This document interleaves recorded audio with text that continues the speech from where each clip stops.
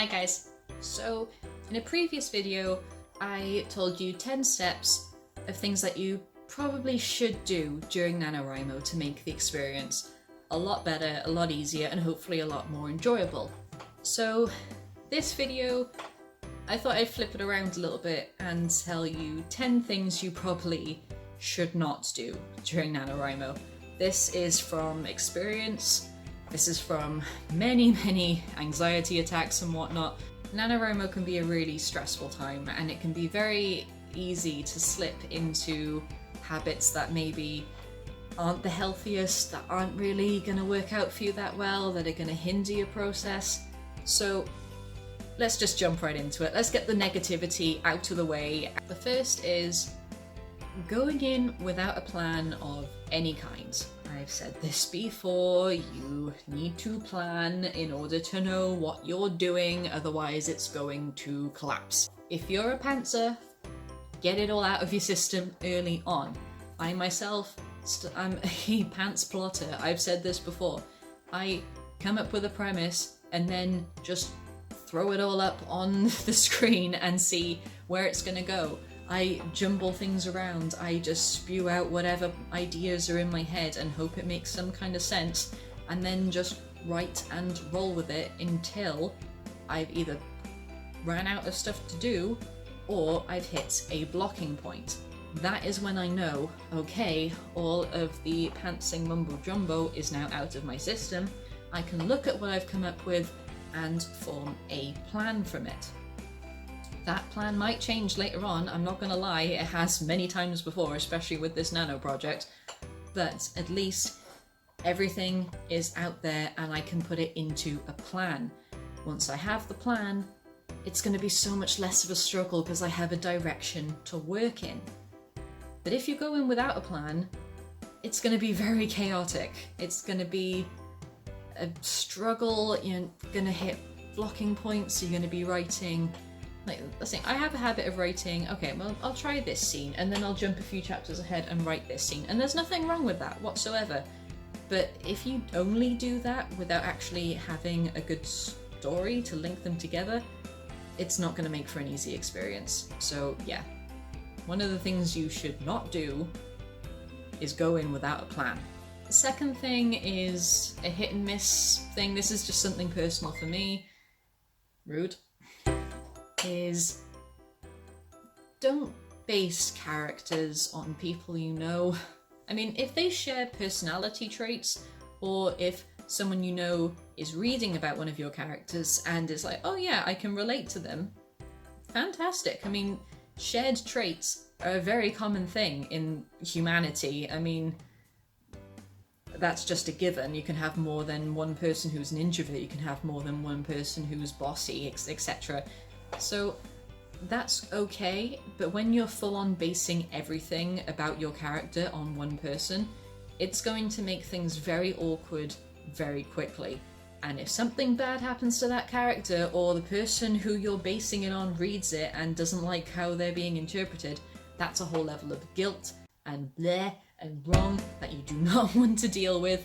So yeah, by all means write realistic and relatable characters, and they can have similar traits to people you know, but don't fully base a character on someone you know. So the third thing you probably shouldn't do during Nanowrimo is don't do new unless you've done the research. If there's, I think we talked about this before, if you're researching a new culture and you've really just dove right in with all of this new information and you've managed to pick bits and pieces out and how it's going to work into your story, how it's going to affect a character, stuff like that, then great, you're set to go.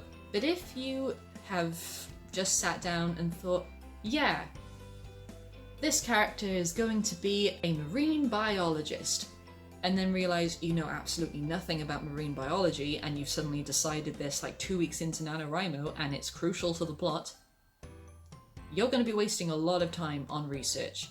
So that is not something you want to do, so please do not do new unless you've done the research. By all means, broaden your horizons, do the research, learn new information, go all out with the research. Just do it in plenty of time beforehand. Fourth thing, don't be afraid to change the tense or person or narrative halfway through NaNoWriMo. It's not really that important to the story and what's going on. The only time it's really going to affect things is if you decide, I don't want to write third person past tense anymore, I want to write first person present tense. So it's important then, because you've gone from covering a wide range of people to only focusing on the mind of one person. And it's not happening then, it's happening now. There's nothing wrong with that during NaNoWriMo if you suddenly decide, I don't know, in chapter 3, no, I'm going to make this first person now. Don't be afraid to change that. Go for it, because that is what editing is for later on. So don't be afraid to change things. If you suddenly decide to have this change of narrative and you're worried that it's going to throw off what you've already written, don't worry about it, because you can edit it later. And then if you realise, oh, actually, I preferred writing third person or whatever you originally had, and you want to go back to it, do it. The story itself is not changing, only the perspective. You can edit that later. So please do not be afraid to change the narrative if you really want to. Sometimes you don't even know you're doing it. God knows I jump between past and present all the time until I have to edit and I realise what I've done. But again, editing. So don't be afraid to change the narrative, past, present, third person, first person, you name it. Don't be afraid to change it. Editing will fix it later. 5 is do not set unrealistic goals, okay? Yeah, one of my goals for NaNoWriMo this year is to write 80,000 words instead of 50,000 words. It's a big goal, don't get me wrong, and I know what I'm getting myself into. But it's not unrealistic. If I decided, no, I'm going to write 100,000, for me that is an unrealistic goal because I have 2 jobs to worry about, the YouTube channel, my writing reviews, as well as a few other side projects. It would be an unrealistic goal. 80,000 is realistic because when I narrow it down, it is only about 2,600 words a day, which I know I have been able to do multiple times in the past. So you need to keep this in mind. By all means, really reach for the stars. Go for it. Just really, if you want to do something bigger, then do something bigger, but make sure that your goals are broken down into bite-sized pieces so you do not get overwhelmed. So don't go crazy on the goals unless you have a plan on how to get there. Number 6, some things you shouldn't do. Don't become a recluse.